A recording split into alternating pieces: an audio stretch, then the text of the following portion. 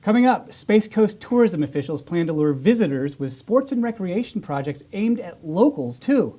How Brevard Public Schools plans to spend your tax dollars, and the latest on express train service expected to pass through Brevard. That's next. This is Brevard Watch, the news experience focused exclusively on Florida's Space Coast.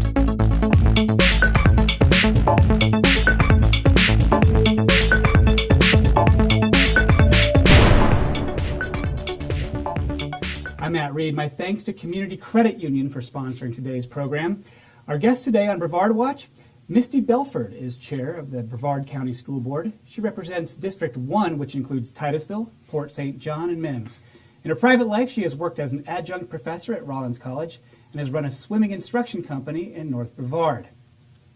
And Kendall Moore is an attorney from Rockledge who also runs Space Coast Strategy, a government relations firm. His resume is long. It includes serving as chairman of Lead Brevard, the Brevard County Charter Review Commission, Wusthof Hospital Systems, and the Brevard County Tourist Development Council. Thank you for joining us in the studio today. Thank you. Misty, Kendall, we all know that one of the main reasons people run for office is to control how government spends the money. It's budget season. Misty, fill us in on 2 or 3 of the biggest budget priorities for Brevard Public Schools this year. Thanks, Matt. First, I think it's important to kind of talk a little bit about how we determine those priorities. So for us here in Brevard, we do things a little bit differently than a lot of districts. Our budget priorities originate from listening. So we start with the listening tour with the superintendent. We listen to community members. We listen to our teachers, our staff members, our students, our parents, and obviously our community members.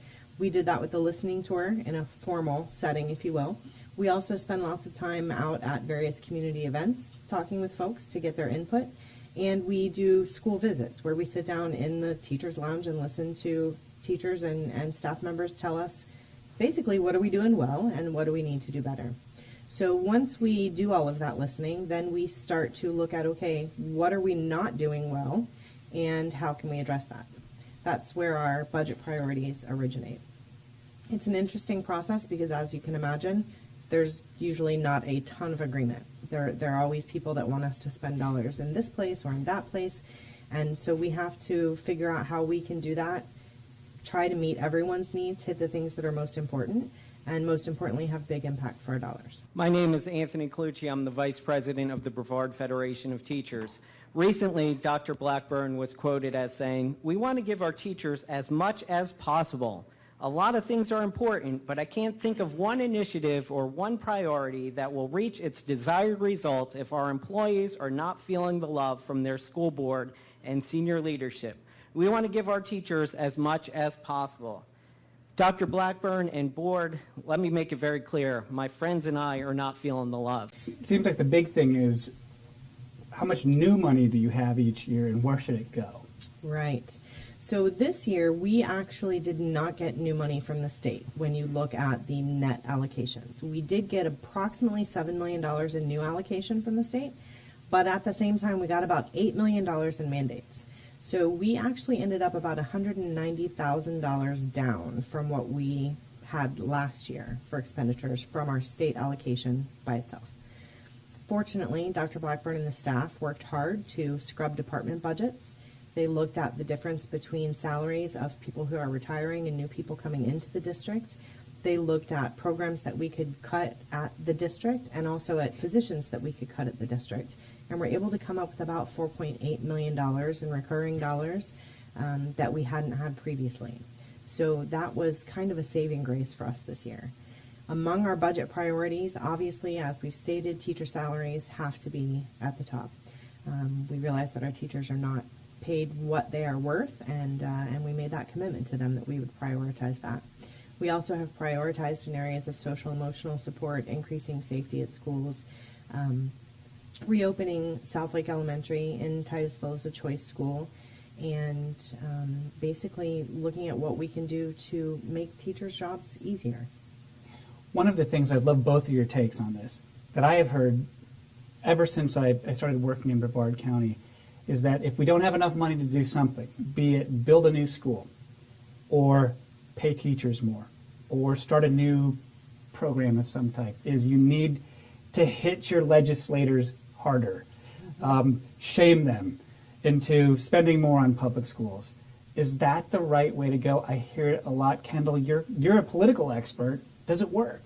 I'm not sure shaming is the word that I would use, but I think advocacy is a tough business, and when you have citizen-based groups, and I'm certainly, the school board enjoys one thing. You have this great asset, called the community's children, and so you're bargaining on behalf of something that's extremely important. So whether it's, children or animals or whatever, the beach, whatever your issue may be, hardcore advocacy of community people spending time and putting pressure on those legislators, educating them. You do a great job of that here with data-driven analysis that says, we want you to do this, here's why, here's how it makes a difference. So I wouldn't use the word shaming, but, hard-pressed advocacy.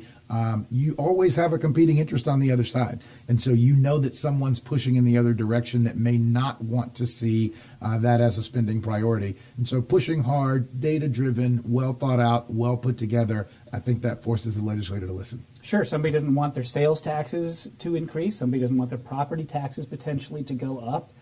That is a competing interest for a lot of people, and it's something that I think people in Tallahassee have to square. Speaking of squaring, Misty, you heard that what Kendall just said. How do you square that with the approach that the board and Dr. Blackburn have taken? Sure. So you may be familiar with the King Center event. Yes. It was well before my time. But I was there. You were there. Excellent. Were you there, Kendall? I was there. Okay. Yes, it is legend. So when I came on the board in Brevard County and started meeting with our legislators, one of the first things that I heard was King Center. And I can tell you that that was, in my opinion, shaming and pushing really hard. And I think that it was very detrimental to Brevard County. We are just now at the point where we're starting to build positive relationships with our legislators, and every single time we have had interaction with them, we still hear about the King Center. So I think it's a fine line that we have to walk between advocating strongly, as Mr. Moore indicated, and not crossing the line to the point that we turn them against us. I feel like right now we're in a pretty good place with our legislative delegation in Brevard County. We have rebuilt that relationship. They're listening to us. It takes time, and I'm not the most patient person in the world. I want things to happen right now. But at the same time, I do feel like we are moving in the right direction with them. And we have to stay strong, and we have to advocate strongly with our legislators. But I think we also have to do it in a professional, respectful, collaborative manner. For the viewers who weren't around in Brevard County back when the King Center happened, or some of our younger parents who were probably in middle school when it happened, that was when former Superintendent Dr. DePatry called a town hall meeting, had the entire delegation up on the stage at the King Center, then told everybody to come in and ask their questions, and it was a packed house to the ceiling. And it was, I wouldn't say it was a riot, but it was a very aggressive night, and it really put those legislators on the spot. Kendall, what do you recall, if anything, was the aftermath of that? I think that the issue that concerned the legislators that night was the element of surprise. I mean, they are tough issues. People had super strong feelings about it, but I think that they were brought there under a different guise. And when the nature of the event turned into what seemed to be an attack mode, I think that they did, get a bit upset and may have lost some, faith in the institution of the ability to work together. I will tell you this, and I've said it to Chairman Belford, I've said it to other members, to Dr. Blackburn before.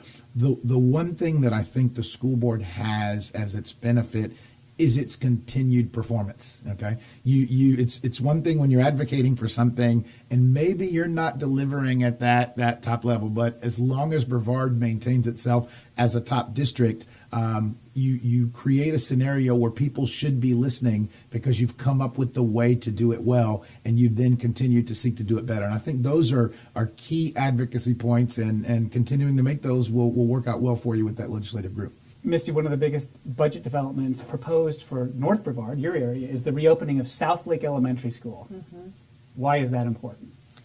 I think it's important on a couple of fronts. One, we have some overcrowding issues in the elementary schools in the north area which have to be addressed. Two, we are lacking in the north end of the county in choice programs. And that has been an issue that I have heard from my community since I started advocating for education long before I was even on the board, is that we don't have choice for the students in the north end of the county, and we have to do something about that. So it meets two needs. One, it provides that choice option for the north end of the county. And two, it helps us to address those capacity issues so we don't have to potentially look at bringing in more portables, building additional schools, that sort of thing. So we're very excited about the possibility of the school coming to the north end. I think the community is excited and appreciative of the fact that they're being given this opportunity because it's been so long that we have been without. Kendall, the closure of schools in Titusville, on Merritt Island, and in Cocoa was more than just a capacity issue, it turned out. It really led to some hard feelings in our community, led to some problems with public trust, especially in, I think, the African American community in some areas.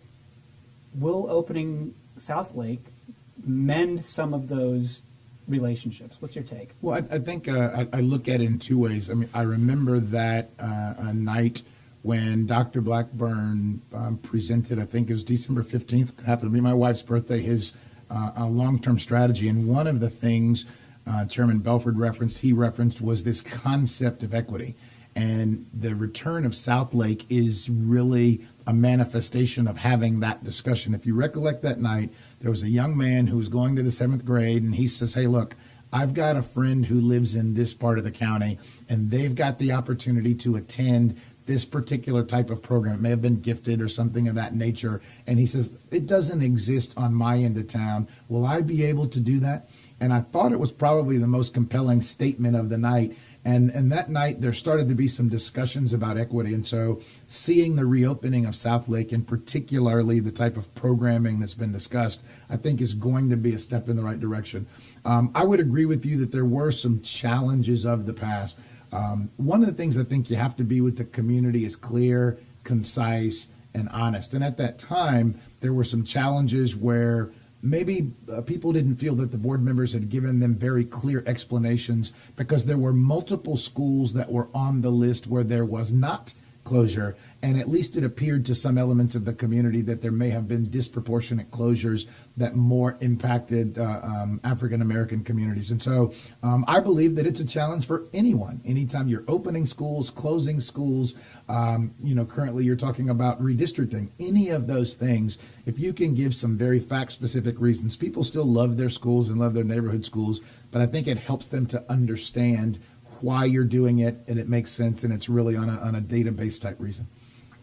Let's talk about tourism and or recreation and how some ideas may be impacting our communities. The Tourism Development Council, as I understand it, is considering investing bed taxes. That's the 5 cents per dollar, I believe, that hotels collect from tourists, and spending some of that money on projects that not only attract visitors from out of town, but may be great for people locally for recreation, sports, those kinds of things. Now, Kendall, I know you represented one project that's involved in this, but I wanted to get both of your take on this approach in general. Kendall? I think I did in a prior life actually chair the TDC, and it's a very unique aspect to be a community that can have some income and have a vibrant opportunity that's created by tourism. The projects that you're talking about today, I think, particularly in full candor, we were involved in the one that's Vieira Regional Park. I think it creates an opportunity that it does two things. Number one, the county, when they made the decision to contract with USSSA for Space Coast Stadium, it was a large investment that part of our tourism marketplace would be based upon youth sports particularly. And we made a significant investment bringing in one of the largest, if not the largest, youth sports governing body in the country to be located here in Brevard and to start playing baseball, softball, and the like here. The particular Vieira Regional project expands that to field sports, to football, to lacrosse, to soccer. And it not only is bringing in tournaments, revenue, bed tax, but it's also a facility that will be able to be used by the local children who are currently using the facility today. So it's a duality of a purpose, benefits the locals as well as creates a tourism opportunity. And so I think the TDC had some real foresight and vision, and hopefully as it comes before the county commission that they will see it the same way. Misty, what do you make of it? I mean, you're an amateur athlete yourself. I believe your family does martial arts and that kind of thing, swimming, obviously. Can kids' sports and family sports really be a big boon to tourism in your area? Actually, I think it can, and it's ironic that you mentioned martial arts because our particular martial arts school is holding a tournament in December, which is going to draw people from all around the state, even potentially from around the country. We don't have anywhere in North Brevard that can house that number of people, so the tournament is having to be moved to Melbourne for us to be able to have the tournament.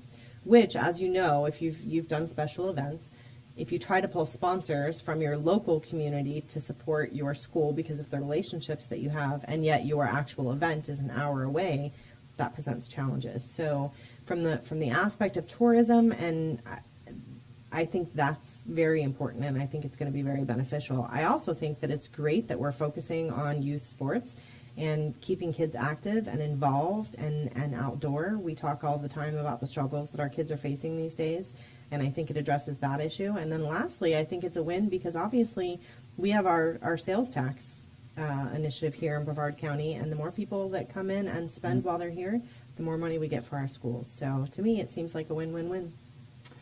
All right, well, when we come back, Eastern Florida State College hits a bullseye. And what should we tell young athletes and teams about the national anthem? Take the BPS CCU High School Mascot debit card anywhere, anyplace.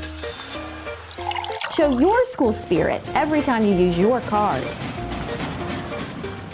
Get your favorite BPS CCU High School Mascot debit card today by visiting any CCU branch. Learn more at ccuflorida.org/spirit. This is Brevard Watch. I'm Matt Reed. Welcome back. My guests today are School Board Chairwoman Misty Belford and Rockledge Attorney Kendall Moore. Thanks for joining us in the studio today. Kendall, let's start with this. There's an issue of trains. People have been talking about, and you have represented a company called All Aboard Florida, which has recently sort of rebranded the train portion of high-speed rail as Brightline. Correct. They are planning to run lines from Miami up through West Palm Beach, Florida, around Cocoa, or near the Cocoa Bend, and to Orlando. People were very interested in this. We'll say that much. But on the Treasure Coast, people seem to be against it. Here in Brevard County, people really seem to rally and like the idea. What's the latest on this? Whatever happened to whatever happened to this project? You know, it's anytime you start to talk about a generational type change in the way that people travel around the state, it is a significant project. You look at the railroad itself when Flagler came, we're talking about more than 100 years ago when that was created. And so now taking a significant move like that again and transferring it to passenger rail, and particularly between two of the very most populous areas in this state, connecting Central Florida and South Florida. Brevard was no different. There were debates in many communities about this, and I label it just like any project that comes before any government body. You know, significant change brings about significant questions. I think the issue that you've seen in the press the most, they are about to begin their actual service in the what is called Phase 1, Palm Beach, Broward, and Dade area. And then the next to follow would be the construction in the Phase 2, which then comes north through St. Lucie, Martin, Indian River, Brevard, and then, as you said, turning west to go to Orange County. There have been some recent articles about alignment changes and the like. As you can imagine, if you're building something like a railroad, everything from environmental to what property is owned to how it aligns with highways like the Central Florida Expressway, Florida DOT, all of those are challenges that must be faced by the vendor, All Aboard Florida, now the system called Brightline, to face that. And so there's some alignment discussions as the system crosses 95 that have been raised recently, and it's no different. The alignment has been moved a slight bit, north, south, east, west, at varying points along this progress. So that part doesn't surprise me at all. There are many government approvals, St. John's River Water Management, environmental approvals, just a variety that must take place. And so I don't see this as being any different from the steps that were already there. And certainly I think generationally we can look forward to a real transformation in terms of how people will get around this state in the future. A brand new rail line between Brevard County and Orlando is a brand new thing. That's a big deal. It is. It's significant, and particularly and very expensive. Right. The remainder of the entire system, if you think about it, will be going on existing rail. The footprint that Florida East Coast has had or Flagler had for 100 years will be the same, with the exception of Cocoa to Orlando. That is all brand new track, brand new system, and relative to that, you do have some residents impacted in Brevard, but once you cross the St. Johns River, you are in an open area from that standpoint as you work your way all the way to the airport. I know local companies, local governments, the port, all interested in getting a stop somewhere in Brevard County. There isn't one now because the company didn't detect a market for it, at least not initially. I know there was some kind of market study that was being done to see, or at least to demonstrate that, hey, they should do a stop here. What's the latest on that? Do you know, has that been done? Well, correct. So the negotiation process between the company and Brevard County was that Brevard County stipulated that a few things would happen. And one of those is that Brevard County agreed they would go through a process which was overseen by the TPO to select a site or a group of sites for the company's consideration, and the company then agreed to go through a market study to assess that. And we're talking about more than $1 million in cost of a financial grade market study to accomplish that. And so the company is now reviewing those particular sites. As you can imagine, there have been some delays related to that because you must first construct a couple of things in order to have a station here. The first one is you've got to construct the track that we're talking about. But then the second one, remember, the terminus point is the airport. And the airport terminal is still under construction as to where the train station on the western end would actually exist. So moving forward, maybe not at the exact speed that everyone would like, but certainly still progressing. Misty, I understand there's a logistics academy or program, one of our vocational things somewhere here in Brevard County. If something like trains makes more cargo, more passengers, a big economic reality in Brevard County, is Brevard Public Schools eager to open up vocational type programs that prepare students for working in those types of fields? That actually is a significant initiative in Brevard Public Schools, is to ensure that we are preparing the workforce for tomorrow. So one of our big focuses has been collaborating with local industry to determine what their needs are as far as workforce, so that we can ensure that we're providing those skills and knowledge to the students. So I think we are certainly here in Brevard poised to be able to move forward and ensure that we can support those. Eastern Florida State College recently graduated its first class. I think it was 17 students from a new aviation maintenance program. That's pretty cool. I know that Eastern Florida State spent a lot of time interviewing industry, trying to find out what do people need in higher education, certificates, degrees, that sort of level of achievement. Mm-hmm. Is Brevard Public Schools talking to Eastern Florida State or local businesses in the same way to align those kinds of outcomes and set up those kinds of courses? We absolutely are. We're having constant conversations with industry leaders in Brevard County, and we work very closely with Eastern Florida State College. We actually have an aviation program at O'Galley High School. Unlike some of our CTE programs that we offer, career and technical education programs that we offer in Brevard, the aviation program at O'Galley doesn't give advanced credit when they go on to the Eastern Florida aviation program, but it certainly does give them a strong foundation to build from. We actually take our students over to the Eastern Florida State College campus to their aviation program so they can spend some time working in that environment and getting more familiar with it. We've actually had quite a few of our students that went from the O'Galley program into the Eastern Florida program. Also some that have gone to FIT and other programs at Eastern Florida State College from that program, but that has been an enormous focus for us, is ensuring that we have alignment throughout K-12 education and onto secondary collegiate level education so that we can support industry in Brevard as we diversify the economy. All right, hot button social issue here. Going to shift gears a little bit. The national anthem, big to do. Lately, controversy over whether athletes should be allowed to sit, stand, participate in the national anthem or not before a sporting event. We don't have pro teams here in Brevard County. We have high school and some college teams. What should we be telling our athletes or our coaches about what to do during the national anthem? Is there anything that's off limits? What do you make of this, Misty? Well, as you know, Matt, there was some legislation that passed last year with regard to the pledge that came out of the state of Florida that gave us some direction as to students having the opportunity to opt out of participating in the Pledge of Allegiance, if you will. And so we've had to put some policy in place and give some direction to teachers how to handle that sort of thing. My big issue, I think, is education that goes along with it. So rather than just give a mandate, I think it's important to have conversations to understand where the students and the coaches are coming from and to understand the significance of the issue as a whole, and then do our best to guide them in an appropriate manner. Obviously, we have to be careful of restricting things like First Amendment rights, and we take that very seriously in the district. But at the same time, I think it's a great opportunity for us to really engage our youth in the issues, the social issues of today, and certainly the political issues as well. So for me, it's a learning opportunity.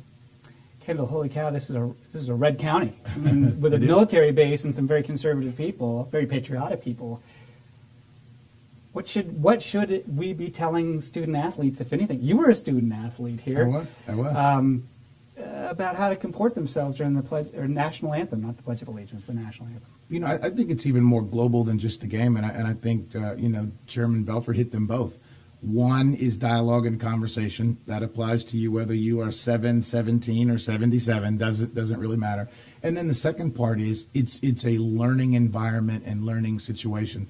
I recollect being at the University of Florida for law school, and there was a militant Islamic individual who was intending to come and speak, and there were issues on both sides. And I remember the president getting up to explain that this is an institution of higher learning. In order for you to be a well-rounded individual, it's not that you believe one thing or another, it's your exposure to a variety of thought. And although I don't think it's easy to break it down this way, this has become, over a series of incidents in several places around the country over several months, one of the most polarizing times, of our generation that we've seen. And so when you talk about the dialogue, the conversation, or the teaching moment, for this, I think there are two. On one hand, there are issues relative to patriotism and, decorum and protocol and the like. But there are also constitutional issues and rights that students have or individuals have to participate, to not participate, and to do so appropriately if it's not violent or harming others or anything of that nature. And so I think that there are many things for students to learn and appreciate, on both sides of this. If you look at the history of our country, patriotism, why we do what we do, there's a long lineage there. There's also a long lineage of protests. This is not the first set or series of protests, that this country has ever seen. There has always been protest, and one of the most unique things that I continue to hear about the protest is that you want to tell people when they should protest, how they should protest, and why they should protest, and that kind of takes away from the issue. The fact that we are still talking about it means the fact that the people who were protesting may have been successful at what they were attempting to do to bring about, the dialogue and the focus, on the issue. So I think it's important for the students to understand the totality of the aspects. But is, and I think Chairman Belford said it, legislation, the board, the superintendent, you are in an environment where health, safety, and welfare of children is obviously foremost and most important. And so you may handle it in somewhat of a different way than maybe might be the case, just out on the street as you do that. But informing the students, opening the dialogue, and allowing a real conversation about all sides of the issue, I think is important. I know the principal here, I'm not going to name him right off the bat because he doesn't know I was going to talk about this, but I know that he caught wind that there were going to be a couple of football players that were going to take a knee during the national anthem, and he talked to them beforehand and said, what do you hope to say with this? And after you take a knee, how are you planning to act? Now, given that you are in this community, context is everything, could you just act first and not do the knee? And those same students eventually came around and thought, you know, I think I am going to make another way to express myself that means just as much to me, but it wasn't that symbolic or polarizing at that particular moment at a high school football game. Seem like the right way to go? I think that's a great way to handle it. I'll tell them. Please do. Okay. New discipline plan at Brevard Public Schools. This was something that I know wasn't really on anybody's radar until the superintendent, Desmond Blackburn, started doing a listening and learning tour, came back, did a little research, and decided we need to change how we discipline kids in our schools to become more fair and uniform and consistent. Misty, explain this. So what we found, Matt, when we went on the listening tour was that we have disparity, if you will, in the way that issues are handled within our schools. So a child may commit an act at one school and receive one punishment or corrective strategy. A child in another school creates the same act and receives completely different corrective strategy.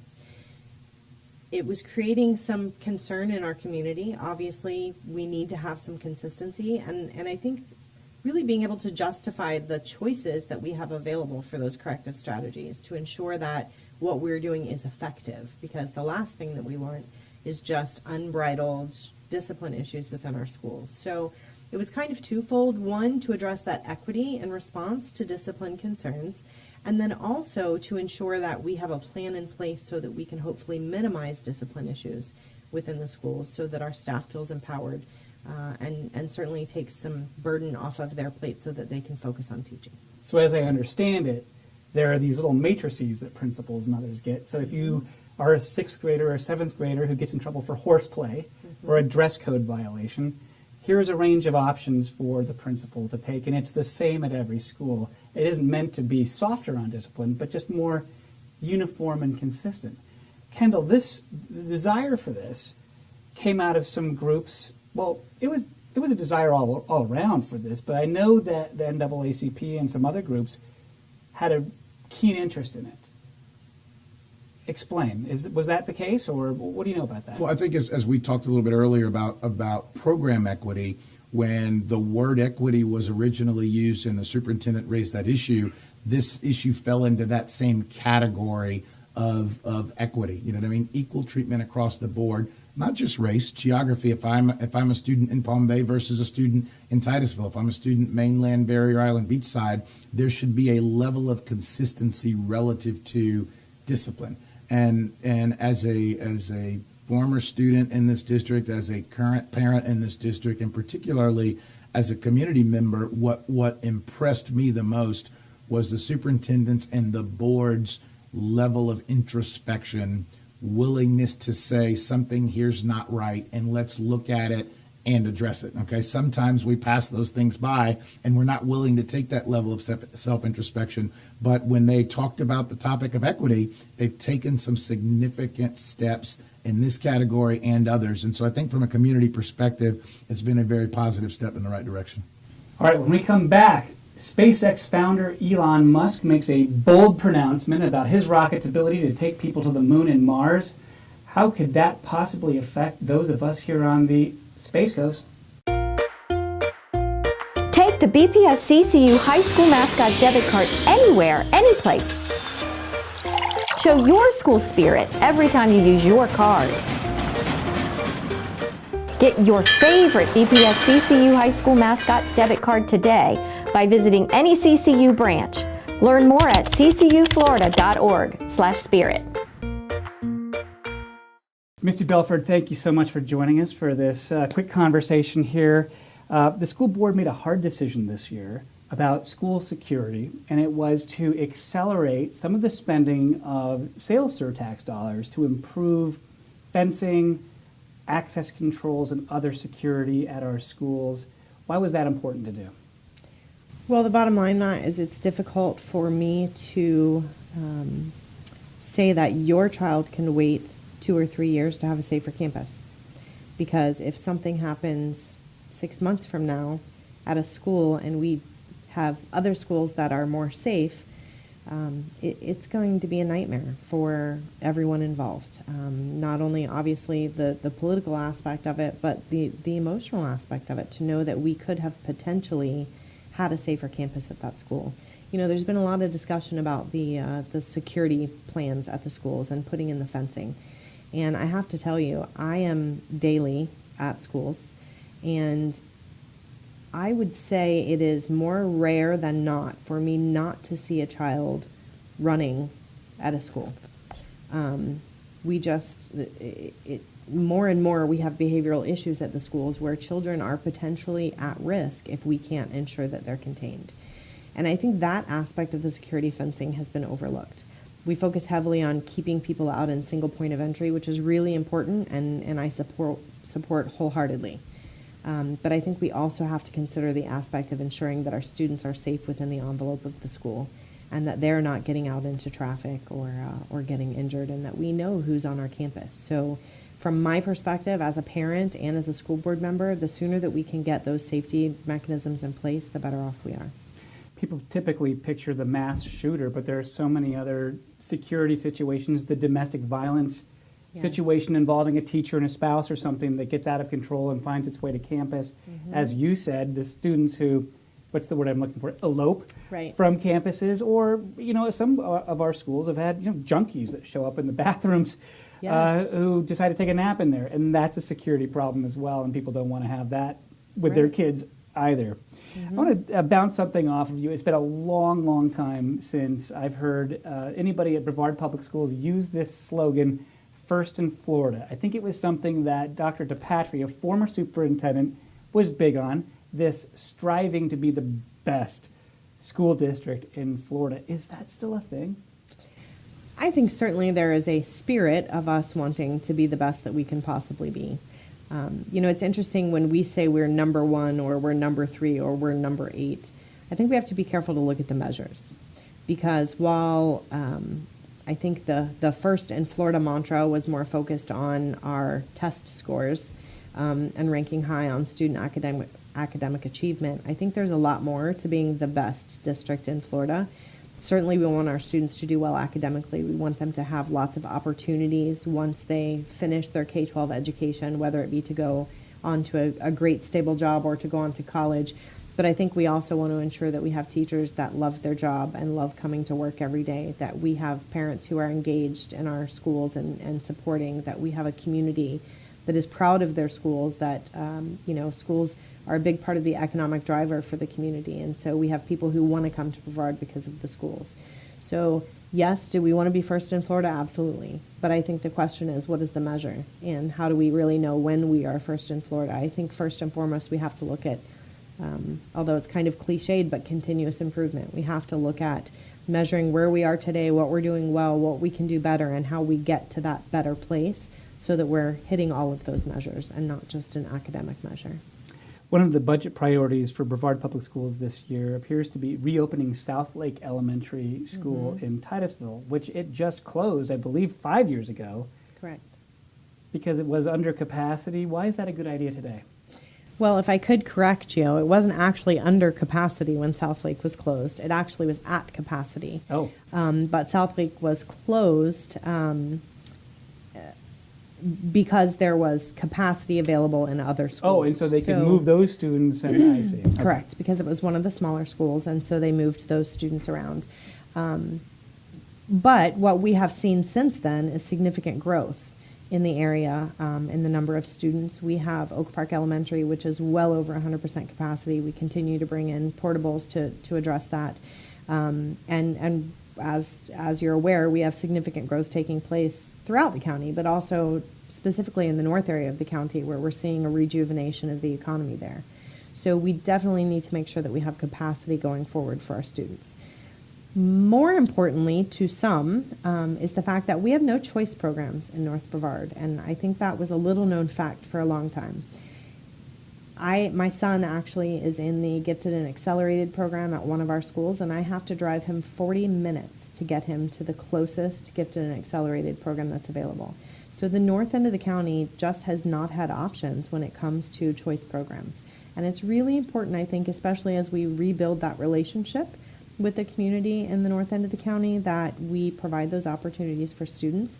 But I think it's also really important that we provide the students the opportunity to attend those programs and have those experiences and find something that really speaks to them and helps them to love learning. I think that South Lake is being proposed as a science, technology, engineering, and math Yes. specialization kind of a place for people. It has to be very popular on the Space Coast, I'm sure. Absolutely. Those school closures kind of triggered a low point for Brevard Public Schools' relationships with Brevard County, with cities that saw those schools as centers of their community. The people who didn't want the schools closed certainly let their city council people have it. How would you rate Brevard Public Schools' relationships today with some of those same government agencies that actually wound up suing, I think, the school district at one point? It all got settled, but not a good sign at that time. Right. Honestly, Matt, it's night and day between the relationships at that point in time and the relationships now. Part of that probably is tied to the fact that there's different leadership in the district. So I think one of the first things that Dr. Blackburn did when he came on board was reach out and try to rebuild those relationships. We've had significant shift in the makeup of our board since then. And a lot of the new board members come on with good relationships with their local municipalities, which helps. But I think most importantly, we've really put a lot of effort into having that dialogue about the importance of municipalities and schools working together and how interlocked we both are in each other's destiny, if you will. You can't separate schools from community, and you can't separate community from schools. And so I think a lot of effort has been put into rebuilding those relationships. And I would say at this point, we're in a pretty good place. There's always going to be areas where you disagree. Nobody's ever going to be 100% in agreement with everything. But I think that we are at a point now where both our municipalities as well as the district are willing to listen and have dialogue and work collaboratively to come up with a solution that meets everyone's needs. So that's a good place to be. Misty Belford, thank you so much for joining us in the studio. My pleasure. Thank you. This is Brevard Watch. I'm Matt Reed. My guests today are School Board Chairwoman Misty Belford and Rockledge Attorney and Head of Space Coast Strategy, Kendall Moore. You too, I'm going to ask you what I told you we were going to ask today, and that is to break news on the news show. Misty, what's new in your world? Several things. We continue to work on the strategic plan for the district and kind of refocus and adjust from last year to make sure that we are laser focused on the things that our community has told us are most important to them. I also have recently joined the Leadership Florida Education Class 3, so working with leaders in education throughout the state of Florida from various levels and organizations to really talk about how we can improve education in the state as a whole, working collaboratively and looking at some strong models from other places. We continue to work on shoring up things like our discipline plan and bringing in some additional programs this year to address some of the social emotional needs of our students. I was very happy to see that in our budget priorities this year we were able to set aside some funding for suicide prevention programs because that has been a significant challenge in our community. And so we're doing some outreach through the schools to help students understand and cope and identify and know what to do when they're faced with challenges, whether it be their own challenges or challenges that their friends are facing. So we have lots of great things going on in the district. I'm thrilled about the direction that we're going, and I think we're doing great things for the community. Suicide prevention, a very big deal. I know that in my town, Satellite Beach, that we had a couple of very sad cases, as well as Titusville, that students and staff really had a hard time coping with, but seem to have come through it so far okay. Kendall Moore, break news. I think the hot new ones that we see on the horizon, just within the last week, we've got some new clients that have come through in the transportation, in the tourism, and in the economic development space, and I'm seeing a level of excitement and energy that we probably haven't seen since the old days of the boom, really progressing to some new industries that we haven't seen, some redevelopment of some historic properties out there that you will see coming out here within the next week or two, some announcements of some exciting new, not just industries, but some exciting new entertainment venues that I think fit well within the family type environment that we have, but offer some new and exciting things for adults and young people. And so one of the things that's been so surprising to us is that people are starting to seem very confident again. And that's it. When you see a project or two here or there, that's one level. But level two is when people are saying, I have this asset, what new can I do? And primarily these particular three new projects are going to be coming from out of town, starting something new in both tourism and transportation. So look for those at one of our largest cities and the Brevard County Commission here within the next few weeks. All right. Well, that kind of leads to one of the topics that I promoted before, and that is space, exciting again. No one more exciting, it seems, than Elon Musk and SpaceX, which has a pretty good launch operation here. They've leased the old shuttle pad and launch operation area there. He predicted that his BFR, big something rocket, is going to be able to help people from the United States set up stations on the moon and Mars. You don't have to be experts in that, but Kendall talked about the excitement and sort of the business outlook that has happened here in Brevard County. Titusville, new software company, new space companies going in there. How are you seeing a reinvigorated space program, especially in North Brevard, making its way into schools, local government, and the other areas that you spend your time?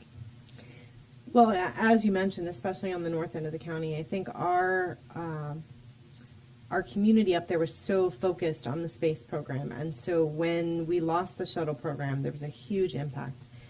I think it's done a couple of things. One, we have been forced to diversify our economy as a county, but most definitely in the north end of the county, to ensure that we don't have full reliance on the space program. However, with that being said, even with the diversity, I think the reemergence of the space program or reinvigoration of the space program has been significant for our community. People are excited again. I had the opportunity to happen to be driving down US 1 northbound when one of the launches was going off, and for the first time in so many years, the people were lined up along the streets again. The Titusville Bridge was just packed with people out there to see the launch, and we hadn't seen that since space shuttle launches. So I think the excitement definitely is there. I also spend a lot of time, every morning I walk our Titusville Bridge early in the morning before the sun comes up, and the traffic that's going out to the Space Center again is just so exciting. For so long it was just desert out there in the morning, it seemed, but now it's a steady flow of traffic heading out there. So certainly encouraging for us to be able to see that growth again, and I think a lot of optimism about what's coming for Brevard. Kendall, I think I remember in Cocoa seeing a headline about Cocoa changing his zoning laws to allow engine testing, rocket engine testing in Cocoa. Yeah, again, you talked about an excitement. You talked about the change in business culture here. You also have quite a bit of experience in local government and hospitals, institutions. How are you seeing those business changes affect our institutions? You know, Chairman Belford talked about the North Brevard impact of space, and we got a chance to see during that space shuttle lull the port move forward in a very large and progressive way. Great economic development, an economic driver for the community. We saw it happen on the south end of the county in and around the Palm Bay, Melbourne airport area. We saw the companies coming in, on the aeronautics side and everything associated with that industry. Now we're making our way back to space. That window since the shuttle has been a challenging time, not just for North Brevard, but for Brevard in general. Kind of, our psyche was a bit, touched by that issue. But I remembered my father was a 50-year employee at KSC, but I remember a friend of his saying that the shuttle was 70s technology deployed in the 80s that lasted through the 90s and part of the 2000s. And if you're going to do something new, you don't flip the switch and that happens overnight. So this kind of endurance period that we've gone through, not only changing the way the contracts are done, private space commercialization, but also the different types of technologies. The excitement I see is that once it is the new way of doing things, that it's not just SpaceX, that we've got 10 commercial companies that are all competing, that are going, in that industry and space, we could see another run of several decades again in that same type to do. So I think that's the interesting part, that it's likely just the beginning of where we could go. It still amazes me every time, just on the rocket side, not on manned space, that I look at the launch tempo and they're starting to talk about that, getting to one a week or more is an amazing scenario for us. And I think, Chairman Belford said it, there's no way to wrap your brain around what that's like until you get back to seeing those rockets in the sky again. And it's just an exciting aura that goes with it. So I think it's the beginning of a new era, and it's really going to be a great long-term thing for not just North Brevard, but Brevard in general. People were so down in the mouth. It hit hard when the space shuttle closed. And so many people lost their jobs. Remember the 60 Minutes segment that came down here, and boy, that was really a low point. It seems like there are two outlooks, especially in North Brevard, among people. One is just this very, very cautious, we sure got burned at one point, and we got to be so careful, and I don't think things are back. Then there are the people who have moved to Brevard anew, taken a look around and said, there's nothing like this anyplace else. North Brevard, the kind of activity that goes on at the Space Center, we know a lot about that, but even in the Melbourne area, if you drive down NASA Boulevard from West Melbourne over to US 1, you go past one gray or beige box after another with one engineering company logo on it after another. That's a pretty special thing. And I'm hoping that my own son, who's an engineering student, will come back here and work someday. All right, let's move on to another topic that I know has been kind of controversial, medical marijuana. The reason I hear so much concern about medical marijuana is not so much about the stuff, but about where they might put the dispensaries. Brevard County, West Melbourne, a number of other local governments have issued moratoriums on the opening of medical marijuana dispensaries. Commissioner John Tabaya over in Vieira said that, you've got to be careful about this. Could be next to your school, next to your church. Thank you, Mr. Chair, and this goes against everything I believe in. I don't know where I am on this one, but I certainly want to throw something out there because I did spend a little bit of time with this. If we look at our surrounding counties as well as cities, it looks like temporary bans or moratoriums have been placed in Orange, Seminole, Palm Beach, St. Lucie. It looks like Indian River is leaning this way.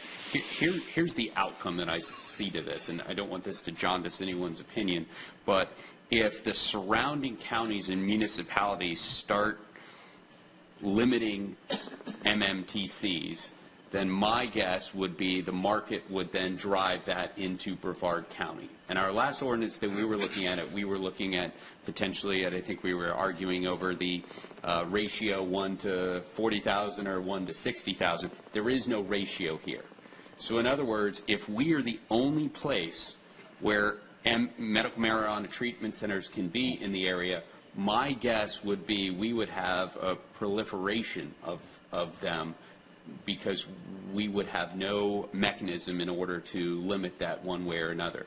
So I think that probably, would lead me to place a moratorium on that. While I certainly could live with a responsible number of these, I just believe that if we were to allow or regulate them in the same way that we regulate pharmacies, and then there were no availability in surrounding counties, I just think that Brevard County would have a ton. Now, even if we do, as Mr. Knopf said, that doesn't stop Cocoa Beach, right, from saying, okay, and I don't know anything about Cocoa Beach. It's just one that allowed prior to, so they may change it, saying, okay, this is an economic driver. And, think about if there was nowhere that you could get MMTCs in the Tri-County area with the exception of Cocoa Beach. So I just want to be very careful. If we do move forward, understand that there could be an absolute ton in Brevard County in very short order if this ban is in, these are populous counties, Orange, Palm Beach, Osceola. It's just something to be aware of as we move forward. Which raised the question, is there a problem with medical marijuana dispensaries being near schools? Does Brevard Public Schools have a position on these or any particular concerns? Misty? We don't have an official position on it, Matt, and I have to remind you that obviously I can only speak as one board member. I can't speak for the board as a whole. But I think it ties in with the same concerns that we have about the sale of alcohol and the sale of tobacco near schools. And that is, we probably don't want to be super close neighbors. We need some space there, just to ensure safety, security, and not have those things right in the face of our students. So my hope is that our local municipalities, and many of them have, already looked at the issue of, we need to catch up to this. You know, so many times we find that as society changes, our laws don't necessarily keep up. And I feel like, at least in Brevard County, our local municipalities and our county officials have done a good job of trying to stay ahead of this, so that we don't find ourselves behind the 8 ball and we've got all of the dispensaries popping up right next to schools and can't do anything about it. So I do feel like they certainly have had the best interest of our students in mind. Just a cultural basic: alcohol, guns, and marijuana not close to schools. Yeah, I think that probably is just good practice Even to if keep it's a buffer. perfectly legal stuff. Well, alcohol is legal as long as you're over 21. Right. Tobacco is legal over 18. Guns are legal as long as you have your permit. So There you go. I don't think necessarily it's a legal issue. I think it's just a cultural issue and a safety issue to have a buffer there. Kendall, is a lot of this just politics? People are conservative around here. Medical marijuana passes. Nobody wants to be that politician who gives the green light to opening the first dispensary someplace? You know, I think it is political, but it is now legal and it is here. The issue becomes, it's almost like thinking back, if you were around at the time of Prohibition, okay? That something of that size and of that magnitude economically has not come in a very, very long time. And from a political perspective, I think what the elected officials are trying to judge is you're trying to make decisions on something that doesn't yet exist. So you don't really know what it looks like. You don't really know what it feels like. You don't really know, the how, when, and where. So as you're trying to deal with, zoning and location and other things, it's a very hard scenario because you don't know exactly what the look and the feel of the industry is going to turn out to be. Secondarily, I think that there is sometimes a slight overreaction because people are preparing for the potential that medical becomes recreational. And if you've already built a construct, do you want the recreational outlay to be, as close or in a similar construct as a medical marijuana? So ultimately, it is here. We'll have to be regulated. But I think you see the significant challenges, but you're having to legislate something that you can't physically see, appreciate, and understand quite yet, and that's always a challenge. All right, this is part of the program where I give you a chance to plug anything you want coming up next for you. Misty Belford Town Hall meeting, I believe, coming up in Titusville. What's going on? We have our town hall in Titusville, which is actually an addition of a meeting because the initial town hall we had on the north end of the county, we had some schedule conflicts with school events. So that is scheduled for November 2nd at Titusville High School, 5:30 to 7, I believe. Looking forward to getting some input from the community. Once again, wanting to hear what we're doing really well and what we're not doing so good at that we could do better at. State of the School speech, I believe, by Superintendent Blackburn, and an Yes. open mic night for whatever concerns you might have about your schools. Kendall Moore, how about you? I'm going to go back to the one word that was used earlier. Our society is facing some critical issues at this time, and whether we find out that Russian hacking existed or didn't in terms of campaigns, the one thing that struck me about that is that some of the ads that they placed chose to address race. And you would think that they would be targeting a place where they found us to be weak, that they thought we might be susceptible. And that's an interesting outside view that I read yesterday in an article. And so thinking about that, it goes back to what we were talking about earlier. We have serious and significant issues, and I think conversation and dialogue should be king and queen in this process. And if everybody who hears this or sees this show really care what side of the issue you're on, everybody's got an opinion. But if you'll just take the time, whoever you are, wherever you are, and dialogue with someone who sees it differently in a realistic and understanding way, I think it's going to be better for everybody. Somebody with a different opinion than you may not be a faceless enemy, but they may just be your neighbor. Absolutely. And someone to respect. Absolutely. And again, you don't have to change your mind, but understanding and appreciating how and why someone sees it differently will make you a better person. Well, that's our program. My thanks to Community Credit Union for its commitment to helping viewers learn more about government, education, business, and the law, and how they all impact our lives on the Space Coast. Thanks also to our guest today, School Board Chair Misty Belford, and Attorney Kendall Moore, Head of Space Coast Strategy. I'm Matt Reed. See you next time right here on BPS TV.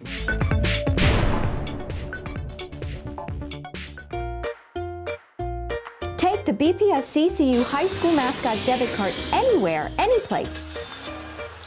Show your school spirit every time you use your card. Get your favorite BPS CCU High School Mascot debit card today by visiting any CCU branch. Learn more at ccuflorida.org/spirit.